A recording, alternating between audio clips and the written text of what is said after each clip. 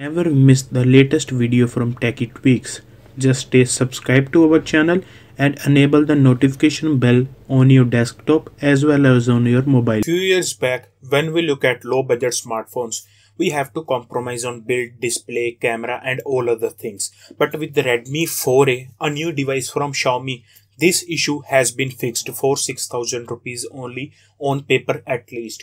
Well, we'll find out in this review whether this thing translates to practicality or not. So guys, this is Sahih from Techie Tweaks. Let's get started.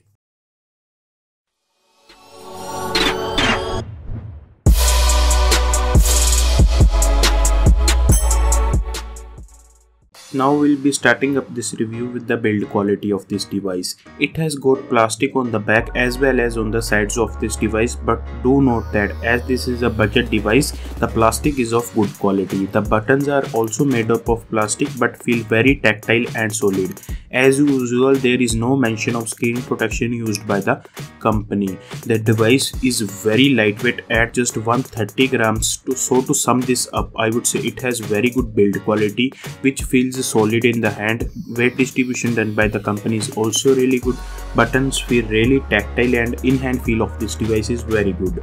Also note that average score in this review would be given according to the budget, so in this department it has got 8 out of 10. Moving on to the display of this device, we are getting a 5-inch 720p IPS LCD panel with 296 pixels per inch. Talking about the color accuracy, it's not the best but not bad either, because we are spending only 6,000 rupees and also Xiaomi gives us the option to tune the settings according to our choice. Also, because it is a HD panel, it is a sharp display considering the budget. Contrast and saturation levels are good too. Going outside with this device was fun because of good sunlight legibility and it was easily visible even when the sunshine was high. Viewing movies and YouTube videos on this display was good too, so in this department it has got 8.5 out of 10. After that, let's talk performance. It has got Qualcomm Snapdragon 425 at its heart along with Adreno 308S GPU with 2GB of RAM and 16GB of internal storage. Before even receiving this device, I was thinking because of quad-core processor with Cortex A53 cores on 28nm, it would struggle in high-end gaming. But I was surprised it was handling the games really well. Even the high graphic intensive games were not the buttery smooth, but they were quite manageable according to the budget. One another thing is that along with this processor, it manages the heat quite well. After that, in general UI performance, it has got MIUI 8 on top of Android 6.0.1 Marshmallow. Again, it is very fast and fluid according to the budget, but with 2GB of RAM it can handle 5 to 6 apps in memory. App opening times were again not the fastest but acceptable. MIUI has lot of built-in features and lot of tips or tricks. If you wanna see that, just click on I button. So in this department it has got 8.25 out of 10. Let's discuss the camera on this device. It has got 13 megapixel camera with single LED flash. Let me start by saying that it's the best in this price point and can easily beat the competition. Performance in good lighting conditions is good with good color reproduction, sharp and detailed image, contrast and saturation levels on point, decent dynamic range and overall image looks natural. When we move to performance in artificial lighting condition, it's average, not a lot of detail, but colors could be better. After that, I want to say you that if you have stable hands, you can get some good shots. Coming to the video quality, it can go up to 1080p at 30 fps. It has decent color reproduction, average dynamic range and details are good too. Audio output is good too on this device.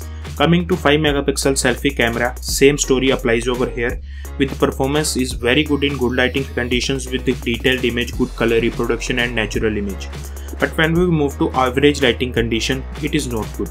Video quality in artificial lighting conditions is below average. I do not like the video quality, but in this budget it's the best that you can get. So in this price point, it's the best camera that is available in comparison to the competition. So in this department it has got 8 out of 10. After that, let's discuss about that point.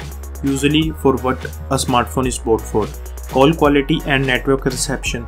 The calls were loud, crisp and clear on this device. I had no problems in calling department. Network reception was good because I am traveling every day with Jio 4G and Airtel 4G. The signal was good, so there were no issues. The audio quality via the internal speaker is above average. It was loud, quality was decent. After that, 3.5mm audio jack is present, which is a nice thing, and quality was also good in that.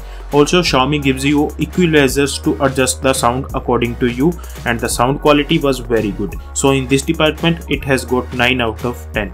If we talk about battery life on this smartphone, it has around 3120 milliamps of battery that make it light in comparison to its other brothers. Talking about the SOT, it can get somewhere between 4.5 to 6 hours of screen on time. So this means it can last for a full working day without any issues, and if you are a moderate user, you can get 2 days of battery life, as you can see in the screenshots. One other thing which I should not mention is that there is no fast charging support. I have mentioned this because I am getting a lot of questions about this thing. So in this department, it has got 8 out of 10 because the charger which came in box was 5V 1A charger, but it supports charging at 5V 2A, which is faster. At last, let me tell you connectivity on this device. It has got hybrid SIM slot, so it can accept 1 SIM, 1 microSD or 2 SIMs. It has support for VoLTE, so Jio 4G will work without any issues. Needless to say, it has Bluetooth and Wi-Fi supports but lack NFC. Telling you about sensor, it has got all the sensors which are required, from auto brightness, proximity, gyroscope, pedometer, etc., but lacks fingerprint scanner. In this department, it has got 9.25 out of 10. So guys, to sum up this review, I would say that it has good build quality, display quality is also nice on this device, cameras are good, battery life is really good on this device, all the sensors are present. That thing I love about this smartphone. Negative sides, it has hybrid SIM slot and no screen protection is present on this device. So guys, to give overall rating to this device, I would say it has got 8.5 out of 10, which is a very good score. Now talking about alternatives, you can either go with the Redmi 3S if it's available. With Redmi 3S you will get better build quality, you will get better chipset, and also the battery life would be better. So if you are getting a Redmi 3S Prime, I would suggest you to add 1000 rupees more and go with the Lenovo K6 Power. So Lenovo K6 Power has better build, camera, audio, each and everything is better on the Lenovo K6 Power. But one thing which I have to mention is that all the reviews of these devices will be linked in the I button as well as the description box, so you can go and watch for yourself. And guys, this is pretty much it from the video. If you want to buy any of these smartphones, please use our links, they'll help out the channel. Guys, all the social media links are in the description box down below. You can go ahead and follow us, and if you have any comment, doubt, query, feedback, etc., mention in comment section down below. So this is Sahih from TECHIE TWEAKS signing off. Thank you guys for watching, and we'll meet in next one.